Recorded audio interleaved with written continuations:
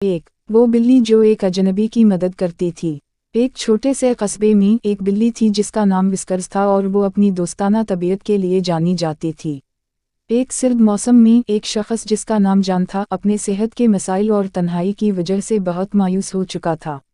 एक शाम विस्कर्स इसके दरवाजे पर आई, नरम आवाज में मियाऊं करते हुए और इसके कदमों में रगड़ने लगी। जान, जो शुरू में बिल्लियों का शौकीन नहीं था, दरवाज़ा खोलकर बिल्ली को अंदर आने दिया और वो फौरन इसकी गोद में जाकर सोने लगी। अगले चंद हफ्तों में विस्कर्स रोज़ाना इसके पास आती, इसके साथ बैठती और सुकून से मरूं मारता। जान की रूहानी हालत बेहतर हुई और इसने इस छोटी बिल्ली के साथ एक गहरा ताल्लुक़ महसूस किया। इनकी गैर मुतवक्के दोस्ती ने जान की ज़िंदगी बदल दी और इस बिल्ली की ज़िंदगी भी।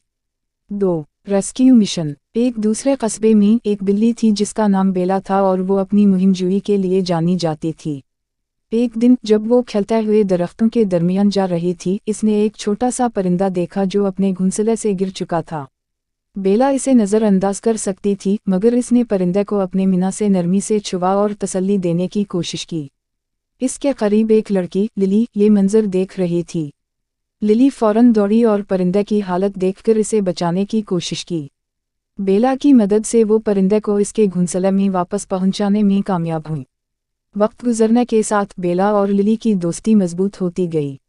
वो बिल्ली जो कभी अकेली रहती थी अब लिली के साथ रहती थी, इसके पीछे पीछे चलती और रात को इसके बिस्तर पर सोती। बेला की दोस्ती ने लिली को हमदर्दी का हकीकी मतलब सिखाया और दिखाया कि दोस्ती के रिश्ता कभी कभार अचानक और गैर मुतवक्के तरीके से बनती है।